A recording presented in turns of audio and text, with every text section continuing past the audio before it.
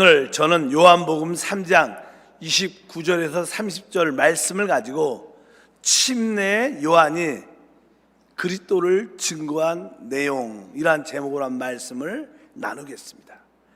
신약의 봉사 중에서 특별히 지난 시간에 침례 요한의 봉사에 대한 말씀을 나눴습니다. 침례 요한은 바로 그리스도를 증거, 그리스도를 간증하는 봉사를 했다. 이것이 우리에게 큰 도전과 믿음이 돼야 됩니다. 특별히 침례 요한이 그리스도를 간증하고 증거하는 그러한 봉사를 하려면 기본적인 어떠한 요소, 조건이 있죠. 조건.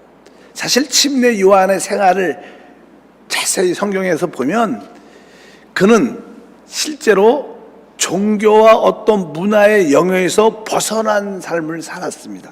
원래 아버지 사가랴 제사장에 의해서 아주 종교적인 제사장 가문에 태어났지만 그는 종교적인 영역에서 살지 않았습니다. 그는 광야에서, 빈들에서, 특별히 낙타 털옷을 입고 허리에 가죽띠를 띠고 그가 먹는 음식은 메뚜기와 석청이었다, 이런 말씀이 기록되어 있습니다. 이 의미는 그가 종교적인 그런 영역에서 벗어나 있었다는 것입니다.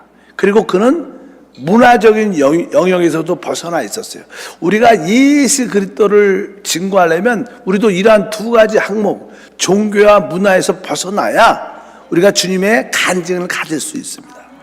그럼 종교는 무엇인가?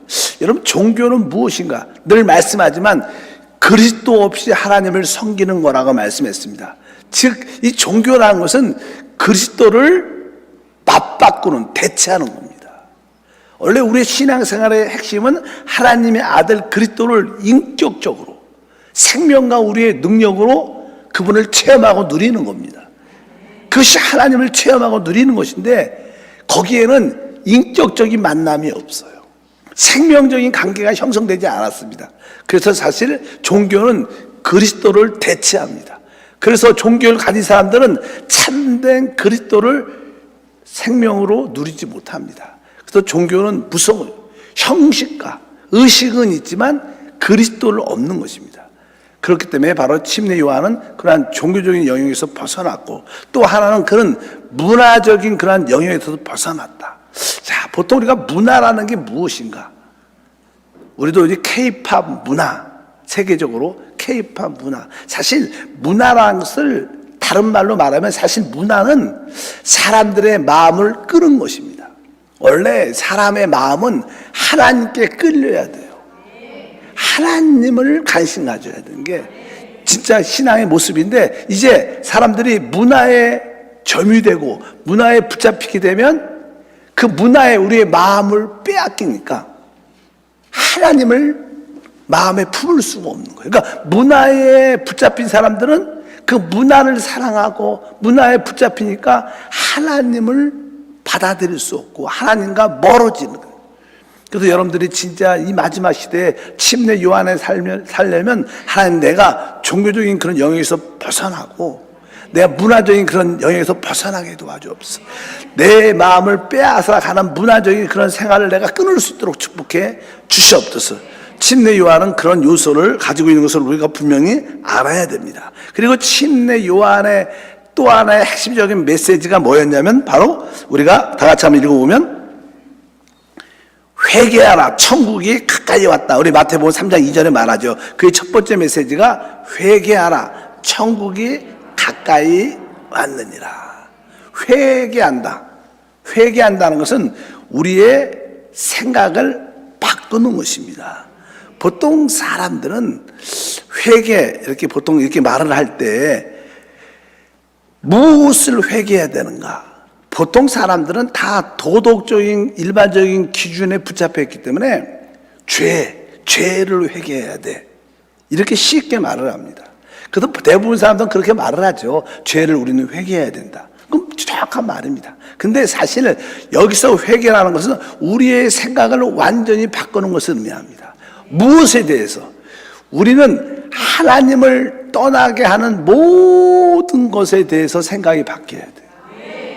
꼭 죄만 문제가 아니라 우리가 죄는 아닐지라도 아주 교양 있게 세련되게 보이는 것일지라도 그것이 하나님과 멀어지게 한다면 그런 생각을 바꿔야 된다는 거예요. 그래서 우리는 도덕적인 것을 넘어서 우리의 하나님과 멀어지게 하는 것들로부터 다 회개해야 돼요. 어떤 우리 사람들이 어떤 오락을 취미생활을 너무 좋아한다. 뭐 취미생활이 나쁜 건 아니죠. 뭐 스포츠를 너무 좋아한다. 나쁜 거 아닙니다. 여러 가지. 근데 그 문화, 그 모든 것들이 하나님과 멀어지게 한다면 그것은 결국 우리의 생각이 바뀌어져야 된다. 이런 뜻을 여러분들이 기억을 해야 된다. 아, 회개하는 것이 꼭 죄의 문제뿐만 아니다. 그것이 나쁜 것뿐만 아니라 설사 선한 것일지라도 그것은 뭐입니까? 바로 그러한 생각조차 하나님과 멀어지게 하는 것이면 바뀌어야 된다. 종종 술을 먹고 아주 강도 갖고 예를 들어서 남들을 폭행하고 안 좋은 일을 하는 사람들은 외적으로 악한 일이니까 금방 보입니다. 그런데 미술에 심취해서 어떤 음악에 심취해서 전혀 하나님과 관심이 없어요. 자기 어떤 예술에 심취해서. 근데 남들이 볼 때는 그것은 뭐예요? 세련되고 교양 있고 아주 좋은 것처럼 보입니다. 그러나 사실 죄를 짓는 사람보다 어쩌면 그런 교수나 그런 예술가들은 사실 좋게는 인간적으로 보여도 하나님에 대해서 더 관심이 없죠. 더 관심이 없어요. 그런 것조차도 우리는 분별할 수 있어야 된다. 하나님에게서 멀어지는 모든 것들을 우리가 어떻게 회개해야 돼. 그렇다면 여러분들도 마지막 때 주님을 증거하려면 나에게는 하나님께 멀어지게 하는 그런 요소가 무엇이 있는가? 그것을 한번 기억을 하시길 바랍니다. 그리고 나서 회개하라. 또 뭐예요? 천국이 가까이 왔다. 천국, 하늘의 왕국, 하늘의 왕국이죠. 이것은 천국이라는 것은 다른 뜻이 아니라 하늘의 통치를 받아야 된다. 하늘의 통치가 우리 안에 있어야 된다는 거예요. 이 세상이 점점점 악해지고 많은 가정마다 어떤 모든 사회생활에서 많은 어려운 일이 막 점점점 안 좋은 일이 생기는 주된 이유가 무엇인가? 부부의 관계, 또 부모와 자식의 관계, 형제자매들의 관계, 또 성도들끼리 좋지 않은 그런 관계들이 있다면 왜 이런 일들이 발생하는가? 한마디로 하늘의 통치의 다스림이 없기 때문에. 여러분들은 하늘의 통치를 받아야 돼요. 이것이 진짜 중요한 천국의 실질적인 의미입니다. 내가 천국 생활을 한다는 것은 내가 하늘의 통치를, 하늘의 지배함을 받고 있다는 거예요. 우리가 내주하는 생명이신 그리스도를 늘 말합니다. 왜? 그것이 우리 안에 오셨기 때문에 우리에게 중요한 것은 내주하신 생명의 그리스도의 통치, 다스림을 받아야 된다는 거예요. 그분이 내 안에 계시다. 그것이 중요한 게 아니라 그분이 내 안에서 우리를 통치하고 다스리는데 바로 그것에 순종할 때 우리는 천국을 맛보게 되는 거예요. 우리가 오직 능력을 누리는 교회 생활 두 번째가 뭡니까? 내적 생명에 순종하는 것. 이것은 뭐예요? 한 천국, 하늘의 통치를 순종하는 겁니다. 하늘의 다스림이 여러분 안에 있어야 된다는 거예요. 우리가 하늘의 다스림이 없는 그러한 생활을 우리는 회개해야 됩니다. 즉 내주한 그리스도의 인도에 순종하지 못한 것을 우리가 회개해야 돼. 이런 조건들이 기본적으로 있어야 돼. 하나님, 내가 종교적인 영에서 벗어나고 우리의 마음을 뺏어가는 세상 문화에서 벗어나게 도와주시옵소서. 그뿐만 아니라 선하건 악하든 간에 내 모든 것이 하나님과 멀어지는 게 했다면 그런 생각을 바꿔서 버리게 도와주시옵소서. 그런 의미에서 종종 세상에서도 아주 선하고 아주 어려운 사람을 돕고 구제하고 아주 봉사하는 사람들이 많습니다. 생각보다 아주 어려운 상황 가운데 또 이렇게 예를 들어서 큰 지진이 났을 때 나라에서도 자원해서 지원해서 그 나라 가서 피해를 복구해주고 아주 선한 마음으로 봉사하고 그런 분도 많아요. 근데 그런 분들 중에서도 하나님에 대해서 전혀 관심이 없어요. 세상 사람들의 관점에서는 좀 좋게 보일지라도 하나님 관점에서는 그것도 뭐예요? 합당치 않은 겁니다. 하나님과 멀어지게 하는 선한 것들도 우리는 생각을 바꿔야 돼요. 어쩌든지 그런 모습으로 여러분 안에 하나님의 통치가 있기를 바랍니다. 그렇다면 이 침례 요한은 이러한 요소를 갖고 있었죠. 종교와 문화를 벗어났고 바로 하나님께 멀어지게 하는 모든 생각들을 다 회개하고 돌이켰고 그는 하늘의 통치, 하나님의 통제와 다스림 안에서 살았기 때문에 그는 진짜 예수 그리스도의 복음을 전할 수 있게 된 줄 믿습니다. 그러면 예수 그리스도의 복음의 내용이 무엇인가? 이 침례 요한은 무엇을 전했을까? 첫 번째 그가 전한 내용은 이것입니다. 그것은 우리가 하나님께서 침례 요한이 내가 바로 하나님의 아들 그리스도를 증거하는 그리스도를 길을 준비하는 그런 자로 부름받은 것을 본인이 알죠. 그래서 하나님 그럼 내가 하나님의 아들 그리스도가 이 땅에 누군지를 어떻게 알 수 있을까요? 그렇게 물어본 거죠. 그러니까 네가 침례를 줄 때 누군가 위에 성령이 임하면 바로 그가 누구라는 거예요? 바로 그리스도다. 이렇게 천사가 말을 해줬기 때문에 침례 요한은 많은 사람들의 침례를 주면서 바로 하나님의 성령이 임하는 것을 늘 기대하고 왜? 그분도 바로 그리스도를 준비하는 자였기 때문에 그런 말씀을 들었는데 바로 예수님이 침례를 받고 물에서 올라올 때 성령이 비둘기처럼 임하는 거예요. 그래서 그분을 향해서 말을 하죠. 요한복음 1장 44절 이렇게 말합니다. 내가 보고 그가 하나님의 아들이심을 증언하노라 하니라. 그러니까 바로 이 침례 요한은 바로 첫 번째 우리 주 예수를 뭐라고 해서 하나님의 아들이다. 우리가 믿는 예수가 누구신가? 그분은 하나님의 아들, 곧 하나님이십니다. 남들이 어떤 이야기를 하더라도 그분이 하나님의 아들 그리스도다, 그분이 하나님이다라고 우리는 강력하게 전해야 돼요. 그러면 이런 바로 예수가 하나님의 아들이다 말하면 주변에 있는 사람들이 무슨 예수가 그 사람 나사렛에 살았어. 내가 그 엄마도 알고 아버지도 알고 그 형제 자매도 아는데 말 같은 소리에 무슨 하나님의 아들이야, 무슨 하나님이야, 이런 이야기를 주변에서 많이 들을 겁니다. 그래도 우리는 뭐예요? 그분이 우리의 하나님이시고 그분이 바로 하나님이시다. 이렇게 왜? 그 아들을 통해서 하나님이 표현되고 이 땅에 나타난 줄 믿습니다. 그래서 우리는 예수 그리스도를 하나님의 아들, 바로 하나님이심을 강력하게 말해야 돼요. 여러분들 복음을 전할 때 너 예수 믿고 구원받아야 돼, 교회 다녀야 돼, 이렇게 복음을 전하는데 어떤 친구가 여러분 예수가 누군데? 그럼 뭐라 그래야 돼요? 예수는 하나님의 아들 곧 하나님이시여, 우리를 구원하러 이 땅에 오신 하나님이시여, 이렇게 세게 말해야 되는 거예요.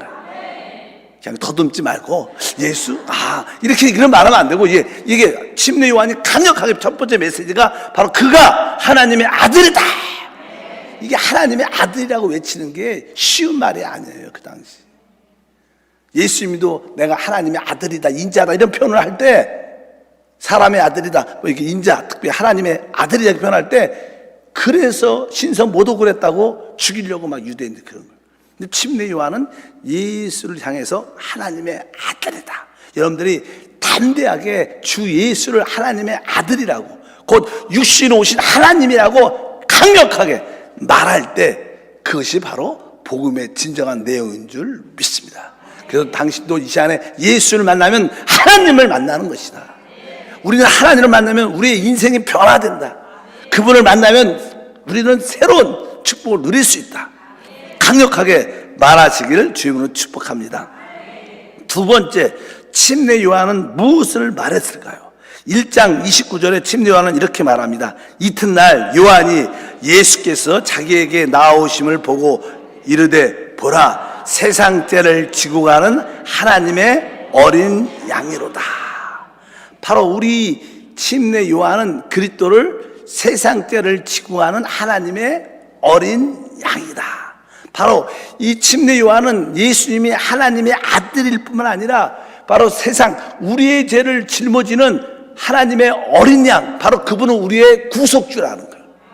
그분이 그의 핏값으로 우리를 사셨습니다. 바로 우리는 만나는 모든 자들에게 주 예수님은 바로 우리의 구속주다.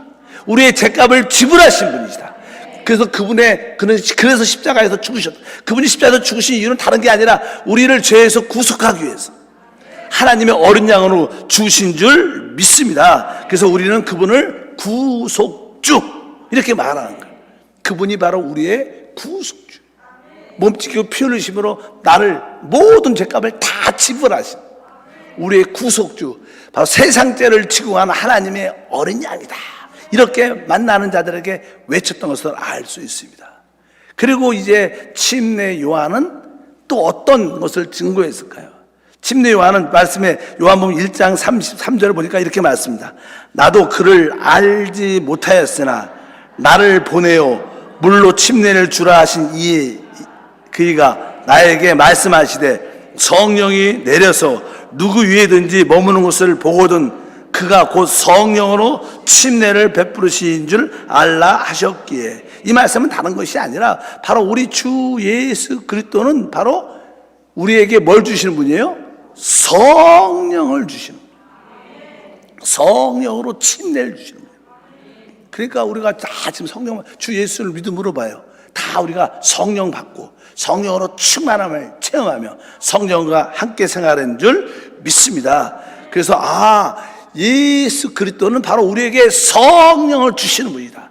마지막 아담은 살려주는 영으로서 그분이 성령으로 우리 가운데 오시고 우리를 성령 안에서 살게 하시는 줄 믿습니다. 그래서 그분은 우리의 죄를 구속했을 뿐만 아니라 하나님의 성분, 하나님의 요소를 우리에게 가득 채워주시는, 바로 성령으로 침례 주시는 분을 깨닫기 때문에 우리가 주 예수를 부를 때마다 우리는 다시 한번 성령으로 충만하고 성령을 체험하고 누리는 우리 모두가 되어야 될 줄 믿습니다. 그래서 복음의 핵심은 그분의 피로 우리가 구속받았고 우리가 그분의 영 성령으로 침례를 누리는 것이다.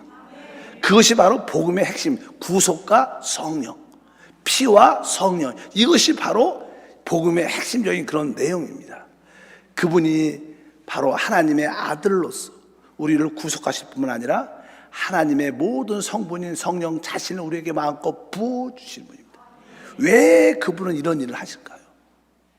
우리가 성경의 결론을 알죠. 성경의 결론은 그 침례 요한이 이렇게 말씀을 합니다. 3장 요한복음 3장 29절과 3절에 보니까 신부를 취하는 자는 신랑이나 서서 신랑의 음성을 듣는 친구가 크게 기뻐하나니 나는 이러한 기쁨으로 충만하였노라.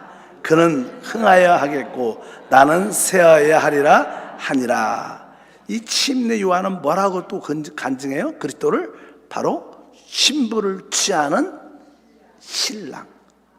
그러니까 침례 요한이 아주 영적으로 아주 총명하고 계시를 받은 거죠. 우리도 늘 말하죠. 교회가 그리스도의 신부다. 그리스도는 교회의 신랑이시다. 근데 벌써 여기서 나오잖아. 침례 요한은 무엇을 증거하냐? 바로 그분은 신부를 취하는 신랑이신 그리스도. 사실 이것이 사실 결론이죠, 결론. 그것을 강력하게 우리는 바로 그리스도는 바로 우리 신부를 취하는 바로 우리의 신랑이 되신다. 그렇게 우리는 복음을 말해야 돼요. 적어도 침례 요한은 이러한 4가지 항목을 말했어요. 여러분도 기도 가운데 바로 예수 그리스도는 하나님의 아들, 하나님이시다. 그뿐만 아니라 그분은 바로 우리의 죄를 구속하신 바로 구속 주님이시다. 그리고 우리에게 성령을 부어주시는 분이고 결국 우리를 변화시켜서 우리를 그분의 신부, 아내로 만드신 우리의 신랑이자 우리의 남편이 되신다. 이렇게 침례 요한은 강력하게 복음을 말했던 거예요. 우리들도 이러한 것을 말해내야 된다. 이것이 진정한 뭐예요? 봉사라. 여러분들이 그리스도를 증거하고 간증하는 봉사를 할 때 여러분의 봉사 간증 안에 이 4가지 항목에 꼭 한두 가지는 들어가 있어야 돼요.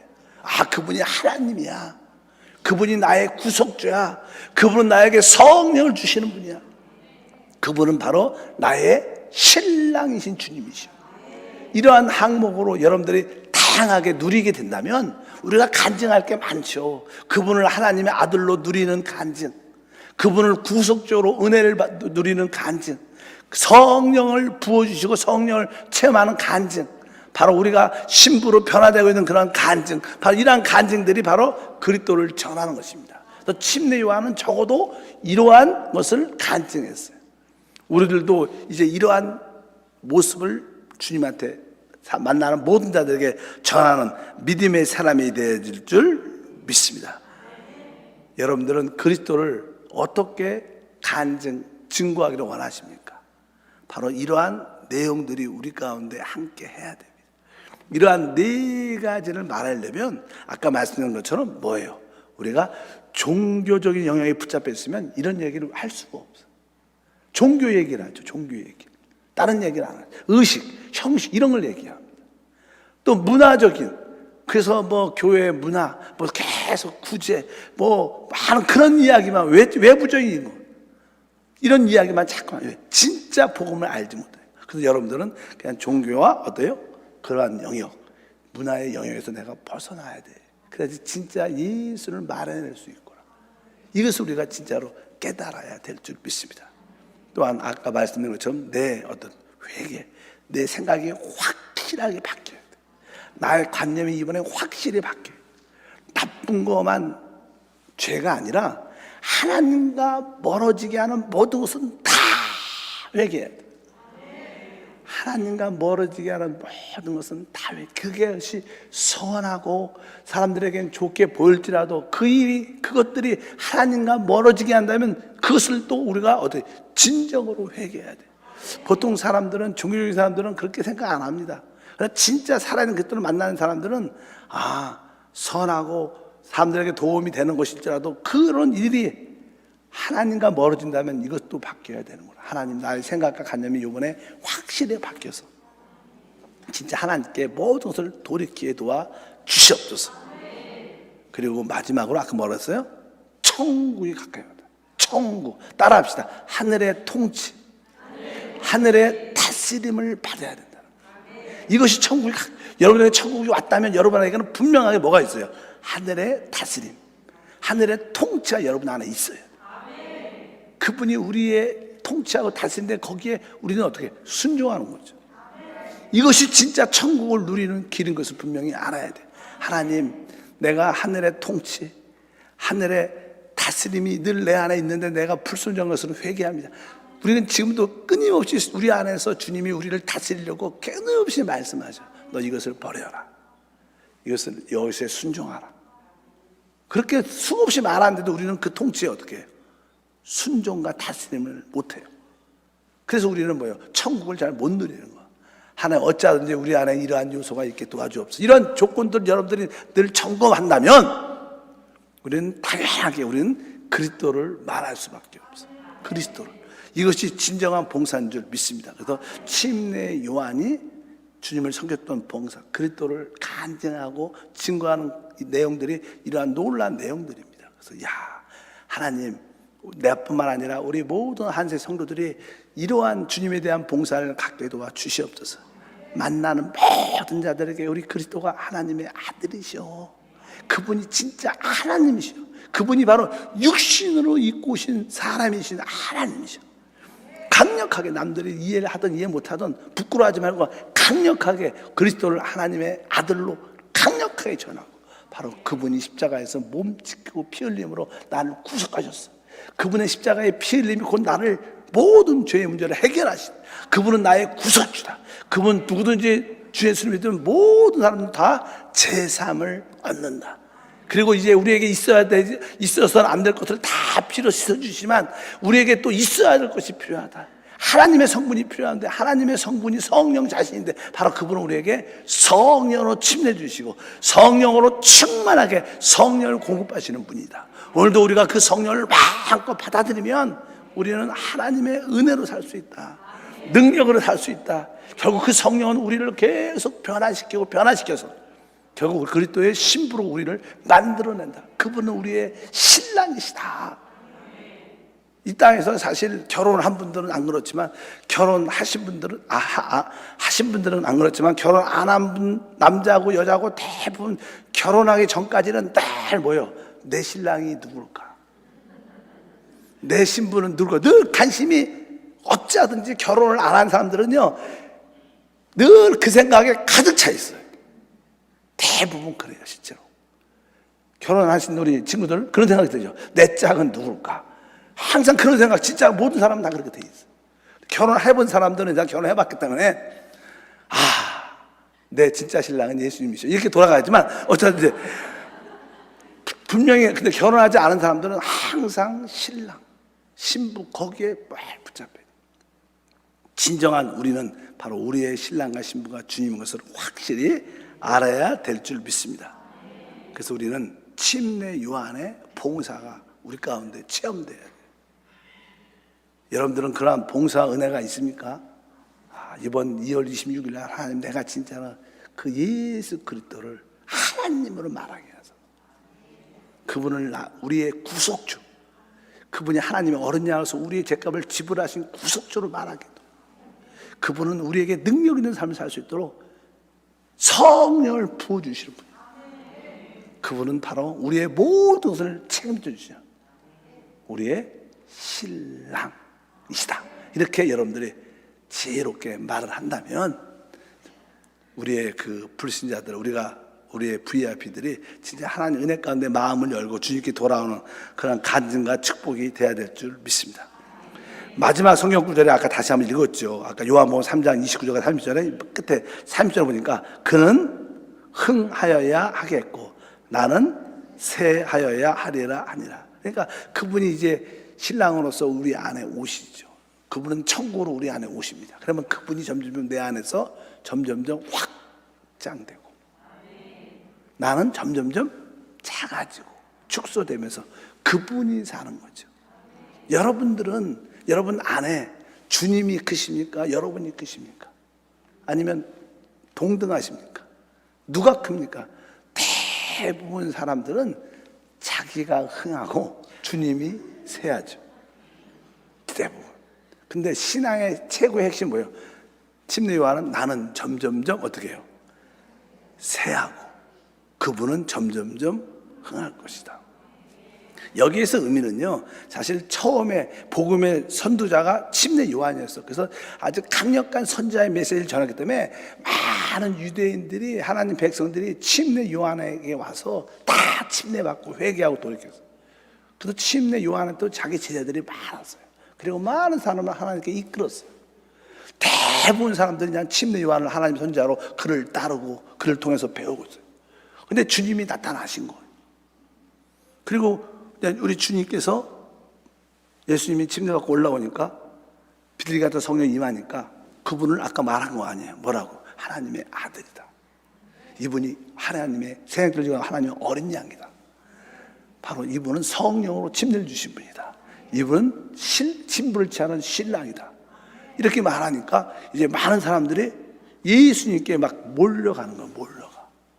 자기의 제자들이 많았는데 많은 사람들이 예수를 향해서 떠나가니까 그 제자들은 침례 요한 팬인데, 그러니까 침례 요한한테 와서 선생님이요, 침례 요한이요, 막 우리를 따랐던 많은 사람들이 예수를 따라갑니다. 이거 어떡하죠? 걱정되고 어떡하죠? 그러니까 주님이 이렇게 말한 거예요. 그는 점점점 어떻게 흥해야 되고 나는 점점점 어떻게 해요? 세야 될 것이다. 이것이 진정한 역사죠. 근데 사람이 신앙생활 하다 보면요, 이러면 이게 물러날 줄 알아야 돼. 때가 되면 주님이 메인 주인공이 왔으면 어떻게 엑스트라들은 이게 떠나야 되는데, 내가 이제 주인이 나타나기 전까지 내가 이게 주인공이었거든. 근데 새로운 주인공이 나타나니까 안 떠나. 그럼 어떻게 돼요? 그냥 문제가 생기죠. 자꾸만 아마 그랬을 거예요. 당신을 따르는 제자들이, 당신을 따르는 사람들은 많은데 끝까지 이 사역을 해야 됩니다. 침례 요한은 아니다. 내 사역은 예수 그리스도를 증거하는 사역이다. 그분이 오셨기 때문에 나는 물러나야 된다. 근데 아마 주변 사람들이 더 그렇게 못 가게 했을 거예요. 아직도 당신의 사역이 할 일이 많습니다.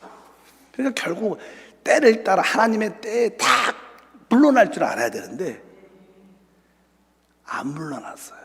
그러니까 결국 어떻게 됐어요? 감옥에 갇혀요. 결국 거기서 목 베어 죽게 돼요. 이게 어떻게 보면 이렇게 좀 이렇게 하나님을 증거했던 침례 요한이 어떻게 섭섭하게 슬프게 끝나는 것처럼 보여요. 왜? 그 물러날 때를 잘 못 물러나니까 결국 하나님은 어떻게 끝을 내지. 우리가 그것을 잘 배워야 돼. 항상 우리가 봉사할 때도 진짜 우리의 위치를 잘 알아야 돼요. 세상 말로 가지고 주제를 넘으면 안 돼요. 그러면 하나님은 그것도 교만한 거죠. 어떻게 보면 교만한 거예요. 주제를 넘는. 그러니까 그런 거에 대한 흐름이 있는 거예요. 침례 요한의 끝이 그렇게 끝나요. 말은 주님한테 말을 했죠. 처음에 나는 쇠하고 그분은 점점점 흥해야 될 것이다. 나를 따랐던 모든 사람들이 다 주님 저분을 따라가야 된다. 이렇게 이제 말하는 게 답인데 실제로 그렇게 했다가 제자들이 자꾸만 부추깁니다. 그리고 이제 기대를 가졌죠. 기대를. 어떤 기대를? 자기가 감옥에 갇혔어요. 감옥에 갇혔으면 나는 생각이 드는 거야. 내가 예수님을 증거했는데 예수님이 나를 구원해 줄 거야. 나를 구출해 줄 거야. 그런 기대를 갖고 있죠. 우리 사람들은 그런 마음이 있어요. 그래서 예수님이 하나님의 아들인 걸 증거했기 때문에 그분이 내가 이렇게 감옥에 어렵게 있는 것을 알고 그분이 나를 구출해 줄 거야. 근데 전혀 예수님이 관심을 안 가졌어요. 그러니까 제자를 보내요. 제자를 보내서 예수님께 하나님이 보내실 이가 당신이니까 우리가 또 기다려야 됩니까? 그 말을 하라고 보내요. 원래 침례 요한은 어떻게 했어요? 예수님은 하나님의 아들 그리스도로 이미 증거했어요. 근데 감옥에서 제자들 다시 보내서 한번 예수님 마음을 한번 떠보는 거예요. 나를 도와달라는 거죠. 우리가 기다릴 일을 또 기다립니까? 그러니까 우리 주님이 보고 안지명이가 일어나고 기머리가 듣고 죽은 자를 살아난다. 그것을 말하라. 침례 요한한테 가서 그 얘기를 하라는 거예요. 너희가 본 것을 말하라.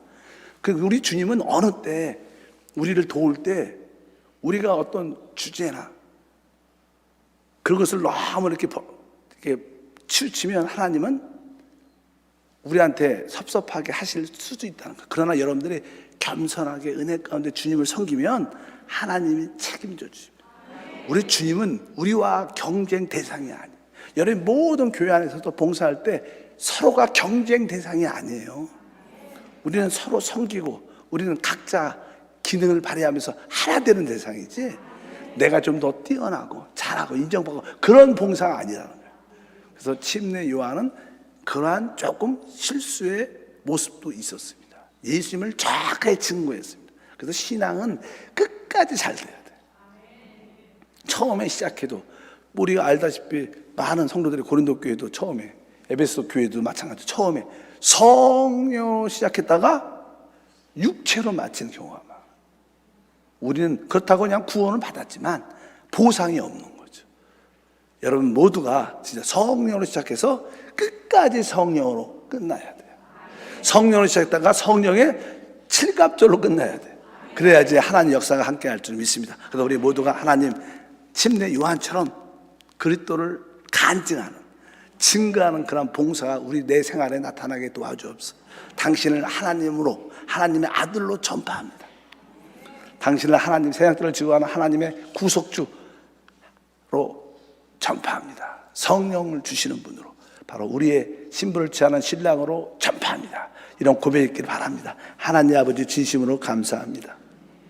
침례 요한의 봉사 중에서 그리스도를 간증하는 내용이 무엇인가 알게 도와주시고 우리도 침례 요한처럼 주님을 하나님의 아들 하나님으로 강하게 전하고 주님을 그분의 피로 우리를 구속하신 구속주 하나님으로 강하게 전하고 성령 주시는 분 하나님으로 전하고 우리를 취하는 신랑으로 강력하게 전함으로 말미암아 많은 사람들에게 영광이 되게 도와 주시옵소서. 주 예수 이름으로 기도함나이다. 아멘.